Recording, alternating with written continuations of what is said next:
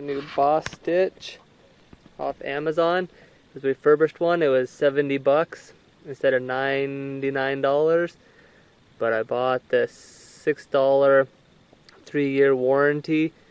So it was $76 versus $99. So I still saved $14, and I got a nice little rebate on it, or a little discount, because it's refurbished. It's 150 PSI, 6 gallons, 2.6 SCFM. It's pretty simple to use. Right here is your on-off switch. I already filled it up. It took 3 minutes to get from 0 PSI to 150. Here's your pressure regulator right here. So if you want to be 40, or if you want to be less, depending on kind of what you're going to do, doesn't really matter.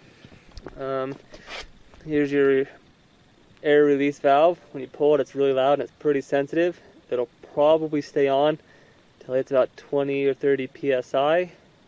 Once it does, your condensation release valve right there, you just twist this thing this direction.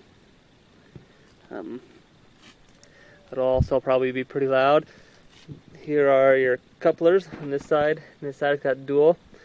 In order to work those, you just push this and pull it out, and then if you want to get it in, you push it in. A little bit easier with 2 hands. I am currently filling up the tires on my 4-wheeler, and they're supposed to only be 30 pounds, so I set this a little bit below that. Over here is my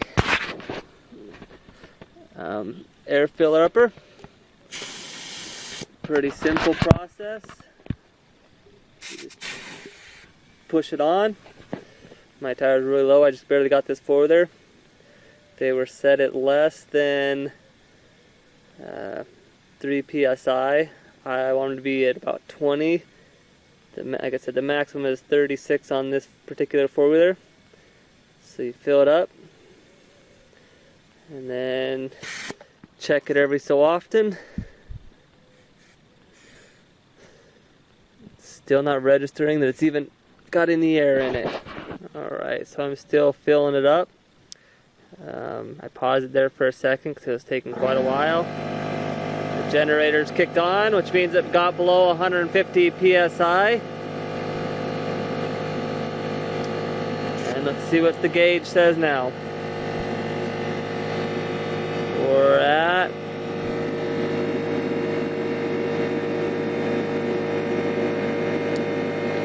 well, it's not focusing, but we're at 20 PSI, and that's how you work the Bostitch air compressor. Let it go, make my body go, make our bodies high.